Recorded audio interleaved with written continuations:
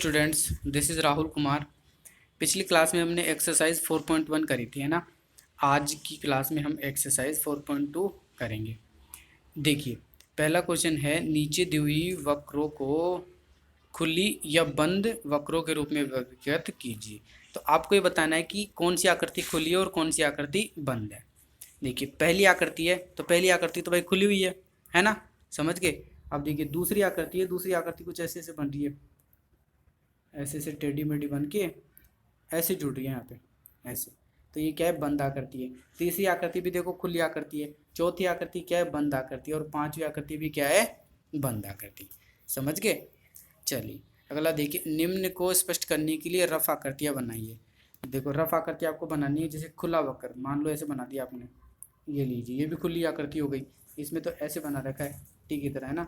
और कुछ भी बना दीजिए, जैसे मान लो ऐसे बना दिया, ये भी खुली आकृति है। ऐसे बना दिया आपने, ये भी खुली आकृति है। मतलब बंद नहीं होनी चाहिए। अगला बोल रहा है कि आपको बंद आकृतियाँ बनाओ। देखो ये बंद हो गई, ये बंद हो गई, आप ऐसे बना दो, ये बंद हो गई, समझ गए। और ये वाली आकृति हो गई, ये भी क्या है, एक बंद आकृति है। ठीक है। देखिए अगला क्वेश्चन है, कोई भी बहुभुज खींचिए और उसके अभ्यंतर को छायांकित कीजिए, है ना। अभ्यंतर का मतलब होता है कि उसके अंदर के भाग को छायांकित कीजिए, है ना। कि मान लीजिए इसमें तो पंचभुज बना रखा है, अपन क्या करते हैं, एक त्रिभुज बना देते हैं। ये लो, ये भी एक बहुभुज है। तो ए बी सी, ये एक त्रिभुज है। तो त्रिभुज का अभ्यंतर जो क्षेत्र है वो कौन सा हो जाएगा, ये वाला। ठीक है, तो अपन ने क्या बोल दिया, ए बी सी। ठीक है भाई। चलिए, संलग्न आकृति को देखकर निम्न प्रश्नों के उत्तर दीजिए। क्या यह एक वक्र है। ठीक है, इसमें देखिए दिया हुआ नियम मैं आपको बता देता हूँ कौन से हैं क्वेश्चंस। देखिए ये फोर्थ क्वेश्चन है ना, ये देखिए ये कि इसका पहला क्या कह रहा है कि क्या यह एक वक्र है। हाँ भाई ये तो एक वक्र है, क्योंकि ये तो बंद आकृति है। क्या यह बंद है, हाँ भाई बंद आकृति भी है। यानी दोनों के उत्तर क्या हो जाएंगे, हाँ हाँ। ठीक है। अब देखिए पांचवा हम डिस्कस कर, रफ आकृतियां बनाकर यदि संभव हो तो निम्न को स्पष्ट कीजिए। देखिए एक बंद वक्र जो बहुभुज नहीं है। अब आपको एक बंद आकृति बनानी है जो बहुभुज भी नहीं है। मान लीजिए आपने ऐसे टेढ़ी मेढ़ी कुछ बनाई, बना के ऐसे बना दी, अब ये बहुभुज भी नहीं है। तो ऐसे आप कोई भी आकृति बना सकते हो जो बहुभुज नहीं होनी चाहिए। ऐसे देखिए आप एक वृत्त भी बना सकते हो, क्योंकि वृत्त एक बहुभुज नहीं होता है। ठीक है। केवल रेखाखंड से बनी हुई खुली वक्र, तो रेखाखंडों से मिलके खुली वक्र, तो देखो ऐसे करके ऐसे बना दो आप। ये लो कि दो रेखाखंड है और दोनों रेखाखंडों से आकृति क्या है, खुली हुई है। समझ गए। इस टाइप से भी आप बना सकते हो। दो भुजाओं वाला एक बहुभुज, तो देखो दो भुजाओं वाला बहुभुज, एक भुजा ये हो गई, और दूसरी भुजा बहुभुज होने के लिए क्या होना चाहिए, बंद होना चाहिए। लेकिन ये तो यार रेखाखंड नहीं हुआ दूसरा तो, यानी बहुभुज बनने के लिए सबसे कम रेखाखंड कितने होने चाहिए, 3। मीन्स कि दो भुजाओं से कोई भी रेखाखंड नहीं बन सकता है। समझ गए बात। तो ये थी हमारी आज की class. Okay bye bye, thank you. चलिए अब आज की क्लास में हम एक्सरसाइज 4.3 डिस्कस करते हैं। नीचे दी गई आकृति में कोणों के नाम लिखिए।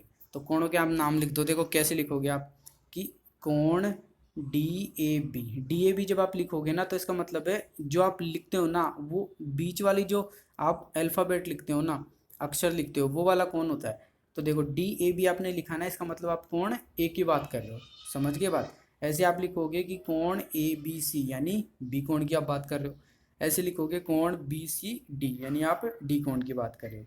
ऐसे लिखोगे CDA, यानी आप किसकी बात कर रहे हो, डी कोण की। समझ गए। तो इस टाइप से क्या होता है, एक लिखने का तरीका होता है। चलिए, संलग्न आकृति में वे बिंदु लिखिए जो, अब आपको बताना है ये आकृति है, बिंदु लिखना है। देखो कोण DOE, तो देखो कोण DOE कौन सा है, देखो DOE ये वाला, मतलब ये वाला कोण की बात कर रहा है, इस वाले कोण की, है ना, इस कोण की बात कर रहा है ये, कि अभ्यंतर में स्थित है। अभ्यंतर का मतलब है कि इसके अंदर का एरिया, मतलब ये वाला एरिया। इस वाले एरिया में कौन सा जो है ना बिंदु वो स्थित है, ये बोल रहा है। तो देखो बिंदु कौन सा स्थित है भाई, यही तो स्थित है इसके अंदर, कि BOD जो आपके पास कोण है उसके अंदर बिंदु ए स्थित है। ठीक है। और ये वाले बिंदु तो दोनों क्या है, बाहर है भाई, है ना। अभ्यंतर का मतलब होता है उसके अंदर का एरिया, उसके अंदर का क्षेत्र, उसमें कौन सा बिंदु स्थित है। अगला देखिए, EOF के बहिर्मार्ग में स्थित है। बहिर्मार्ग का मतलब होता है कि बाहर के क्षेत्र में।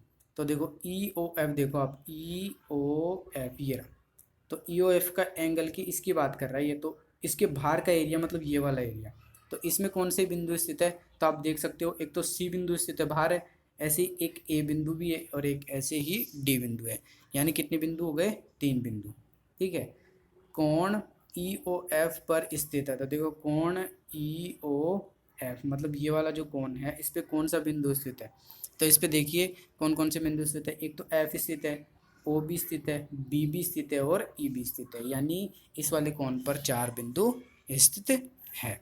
ठीक है भाई, चलिए अगला देखिए, दो कोणों की रफ आकृतियाँ खींचिए जिससे उनसे एक बिंदु बनिष्ठ हो, है ना, कि दो कोणों की एक रफ आकृति, मान लो देखो एक कोण तो मैंने ये बना दिया, है ना, और इसी से मैं एक कोण ऐसे और बना दूँ इसी बिंदु से, तो देखो एक कोण ये बन गया और एक कोण ये बन गया, दो कोण बन गए ना, और एक बिंदु से बने हैं, मतलब एक बिंदु जिसमें ओ बनिष्ठ है, यही पूछ रहा है ये। देखो ऐसी भी आकृति बना सकते हो आप, है ना भाई।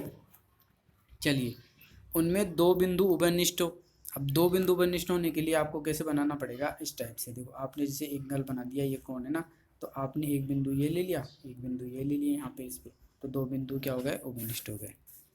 ऐसे देखिए जिनमें तीन बिंदु उभयनिष्ठ हो, तो तीन बिंदु उभयनिष्ठ की भी हमने ये आकृति बनाई हुई है, ऐसे चार बिंदु उभयनिष्ठ की आकृति भी हमने बनाई हुई है। ठीक है, उनमें एक किरण उभयनिष्ठ हो, तो देखो एक किरण उभयनिष्ठ हो गई, कौन सी किरण, OA, OA किरण उभयनिष्ठ हो गई ना, कि भाई आपने ऐसे बना दिया और इन दोनों के बीच में OA किरण क्या हो गई, उभयनिष्ठ हो गई। ठीक है, चलिए तो ये थी हमारी आज की क्लास, मिलते हैं नेक्स्ट क्लास में। Okay bye bye, thank you, keep watching.